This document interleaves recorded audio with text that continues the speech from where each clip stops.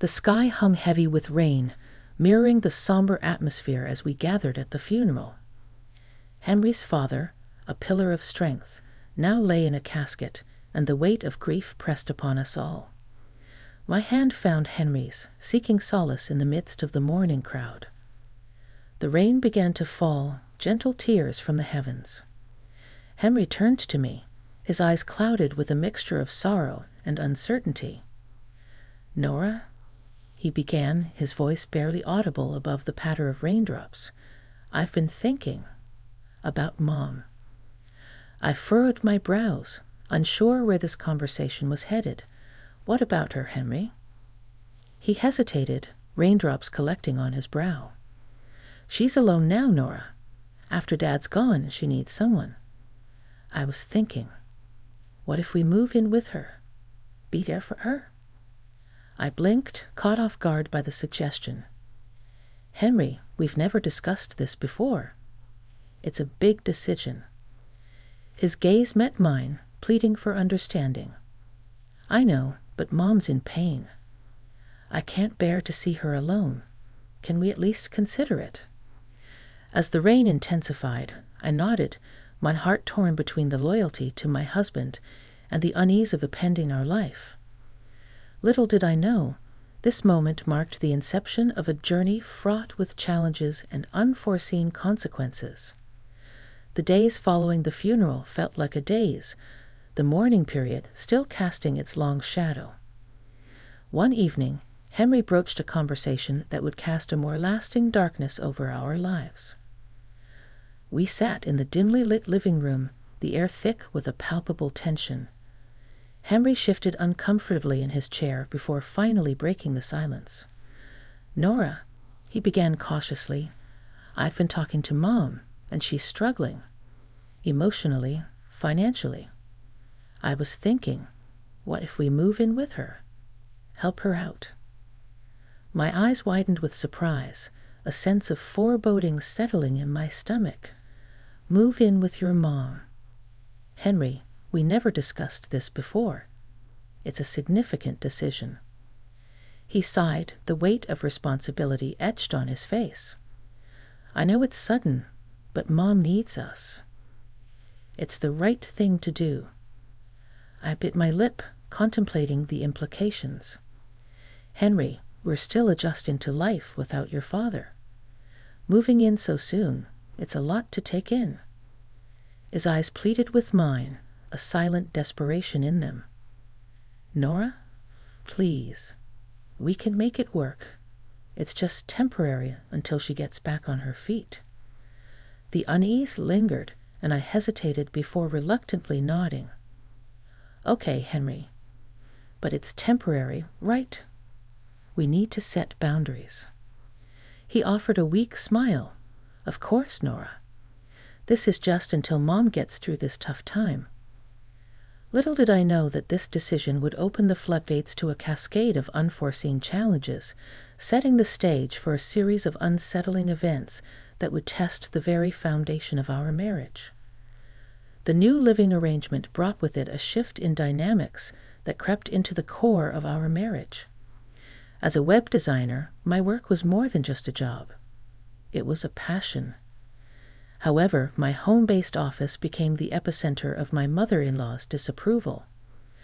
One afternoon, I immersed myself in a design project, the soft hum of my computer the only sound in the room. Henry's mother, Amelia, entered, eyeing my workspace with a critical gaze. "Why are you working on such small-time stuff, Nora?" she remarked, her tone laced with disdain. I glanced up, meeting her disapproving eyes. "I've gone freelance, Amelia. It's a step towards building our own home." She scoffed, dismissing my efforts. "Freelancing won't bring in much money. You should be focusing on supporting your husband, the breadwinner." Defending my choices, I replied, "I have a job too, Amelia. I contribute to the household just like Henry does." She waved away my words. "That's not what we're talking about. Don't you feel sorry for Mom, losing Dad like this? You should be helping out more around the house." Resigned, I nodded. I do my share, Amelia. But I also have work commitments. It's not easy balancing everything. Her disapproving gaze bore into me. Your son is the breadwinner. You should fully support him. Housekeeping is what you should be focusing on. As tension simmered, the clash of traditional expectations against my pursuit of independence became a daily struggle. The walls echoed with the clash of desires, setting the stage for a collision that would shake the foundations of our relationship. As the days passed, my mother-in-law's misconceptions about our financial situation festered, creating a breeding ground for misunderstandings. Despite Henry's $110,000 annual income, Amelia remained fixated on an inaccurate figure, and her skewed beliefs intensified the strain on our marriage. One evening, she proudly declared, "Taylor makes $110,000 a year." "You're lucky, Nora." I tried to correct her. "Amelia, it's $110,000, not $10,000. There's a difference." Unyielding, she brushed off my correction. "You just keep getting in the way. Taylor is the breadwinner. You should support him better." Frustration clawed at me, but reasoning with her proved futile. The misconceptions took root, and she even boasted about it to our neighbors. One day, in the midst of her bragging, she said to me, Amelia was saying this, "Taylor makes a handsome $110,000 a year." What do you mean?" I replied, sensing another storm brewing.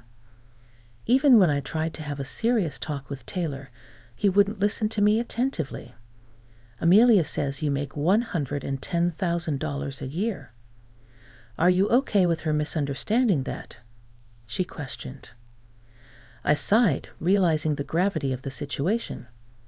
Amelia is mistaken. I've tried correcting her multiple times, but she won't listen. It's causing more harm than good. Amelia interrupted, "So what?" "What do you mean? So what? Come on, I'm tired. Give me a break." Taylor, once a mediator between us, had now shifted allegiance to his mother. The misconceptions fueled a growing divide, setting the stage for a clash of realities and a fracture in our once unbreakable bond. The breaking point approached like an ominous storm, and the source of the tempest was the emotional strain caused by my mother-in-law's relentless interference. The decision to rent an office space became a lifeline, a desperate attempt to salvage what remained of my sanity. One evening, as the tension in our home reached its peak, I broached the subject with Henry. "I can't work like this anymore, Henry. Your mother's constant interference is making it impossible for me to focus. I need to rent an office space." His brows furrowed. "Why do you need an office space?" "We have a home. I need a place where I can work without constant criticism and judgment. This isn't just about me. It's about us," I explained, frustration creeping into my voice. Amelia overheard and chimed in, "Why are you working these odd jobs, Nora? Taylor makes $110,000 a year. You should be supporting him, not focusing on your own career." Exasperated, I replied, "I'm not working odd jobs. I'm a web designer, and I need a conducive work environment. It's affecting our relationship. Why do you need a separate space when we have a home?" Henry questioned, his loyalty wavering. "I need a professional environment, Henry. Your mother's constant criticism is affecting my work and our marriage. I can't take it any more," I confessed, the weight of my words hanging in the air. The decision was made. I would rent an office space. Little did I know that this choice would become the catalyst for a collision of desires, a pivotal moment that would test the strength of our marriage to its limits. The decision to rent an office space became the spark that ignited a fiery confrontation within the walls of our home. The clash of desires, amplified by my mother-in-law's unwavering disapproval, reached a crescendo. One evening, the tension in the house was palpable as I confronted Henry. I can't live like this, Henry. Your mother's constant criticism is suffocating. I need to rent an office space for the sake of my sanity. His response was a strained sigh.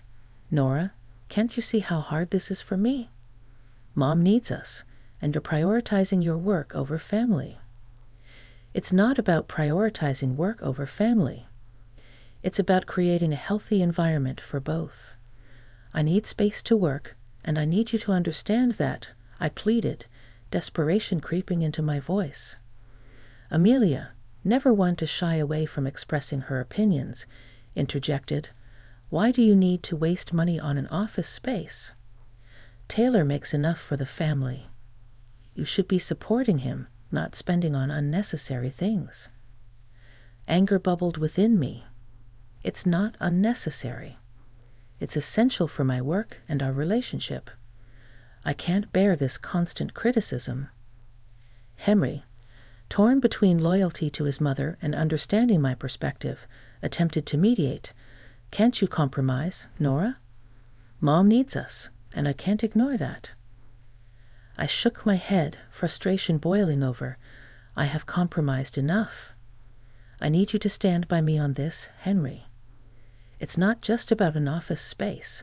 It's about respect for my choices. The confrontation lingered, the air thick with unspoken words and unmet expectations. Little did we know that this clash would become the turning point, setting the stage for a rupture in our marriage that no one saw coming. The atmosphere in our home reached a breaking point, and as the confrontation continued, it became clear that a decision needed to be made. The divide between my desire for independence and Henry's allegiance to his mother widened, leading to a pivotal moment that would redefine the course of our marriage. One night, after a particularly heated argument, I sat Henry down for a serious conversation. Henry, I can't go on like this. The constant clashes, the criticism, it's tearing us apart. I need to make a decision. He looked at me, torn between the two women in his life.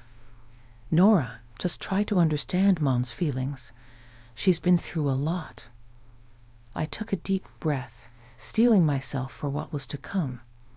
Henry, I've tried to understand, but it feels like I'm losing myself in the process.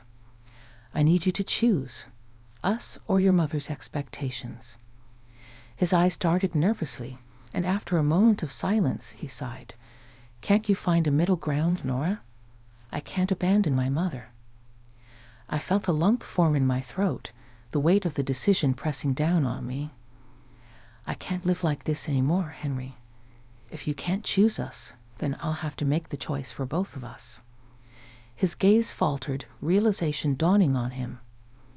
Are you saying? I'm saying I need to leave. For my own sanity. For our sake, I replied, my voice steady, but heavy with the pain of the impending decision. Amelia, who had been eavesdropping, entered the room with a disapproving scowl. You can't just abandon your responsibilities, Nora. Family comes first.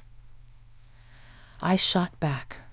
Family should be a partnership, not a one-sided sacrifice. I need to prioritize my well-being, and if that means leaving, then so be it.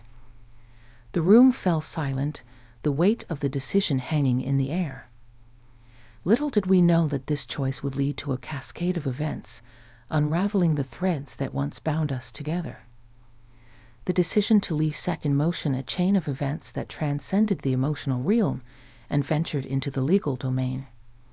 As the echoes of our fractured marriage reverberated in the cold chambers of the courtroom, the reality of our broken vows and shattered dreams unfolded. In a sterile lawyer's office, I sat across from Henry as we navigated the complexities of divorce proceedings. The air was charged with a mix of tension and resignation. You're serious about this, Nora? Henry asked, his voice strained with a hint of disbelief. I nodded, my gaze steady. I can't go back, Henry. The divide between us is too deep. It's the only way forward. His eyes searched mine for a hint of hesitation, but I remained resolute. If this is what you want, then we should do it amicably. No need for unnecessary drama. Amelia, ever present in the background, chimed in, "Nora, you're making a mistake. Families should stick together through thick and thin." I couldn't suppress a bitter laugh. Families should be built on mutual respect and understanding, not on sacrificing one person's happiness for the sake of another. As we delved into the legal intricacies, it became clear that the emotional rift was now mirrored in the cold language of legal documents. The echoes of our broken promises bounced off the walls, a stark reminder of the love that had crumbled. Amelia, unable to resist inserting herself into the process, interjected, "You can't just walk away, Nora. There are responsibilities to consider." With a heavy sigh, I replied, "I understand responsibilities, Amelia, but a marriage should never be a prison. It's time for both of us to find our own paths." The legal proceedings concluded with a solemn signing of papers, the ink sealing the fate of a union that had once held promises of forever. Little did I know that the legal echoes would linger long after the ink had dried, shaping the contours of our new, separate lives. In the aftermath of the legal proceedings, I found myself standing at the crossroads of a new beginning. The debris of a broken marriage lay in my wake, but within the ruins, I discovered the raw materials for rebuilding. Chapter 9 marked the genesis of a journey towards self-discovery and newfound resilience. As I moved back in with my parents, their support became a balm for the wounds that time had yet to heal. The familiar surroundings offered solace, a refuge from the storm I had weathered. "Nora, we're here for you," my mother assured, her eyes reflecting a mix of concern and love. Dad, visibly angered by the hardships I endured, added, "You're better off without the toxicity, sweetheart. We'll help you rebuild." The mornings were spent recounting the saga to my parents, and as the days turned into weeks, the question of what came next loomed. It was time to chart a course for a future untethered from the shadows of a failed marriage. A knock on the door interrupted the contemplative silence, and my brother, Cody, entered the room. "What do you want at this hour, Cody?" I asked, still navigating the fragile terrain of my emotions. "Where is Matilda?" he inquired, a mixture of concern and curiosity etched on his face. I chuckled, the first genuine laughter in what felt like ages. "I'm divorced, Cody. What do you want now?" His eyes widened, disbelief written all over his face. "Divorced? What do you mean?" I recounted the events that led to the dissolution of my marriage, and as the narrative unfolded, Cody's expression shifted from surprise to indignation. "That woman stole my son's money. Bring her out right now," he declared. Dad's demeanor transformed into a protective stance. "We're not letting anyone harm our daughter. Not anymore." The confrontation escalated as Amelia's voice echoed in the distance, still holding on to her misconceptions. "She stole Dad's money. Give it back now." The chaos outside revealed the depth of misunderstanding, and in that moment I realized that the echoes of our fractured marriage had far-reaching consequences. The chapter of rebuilding had begun, but it was clear that the echoes of the past would linger, shaping the contours of the journey that lay ahead.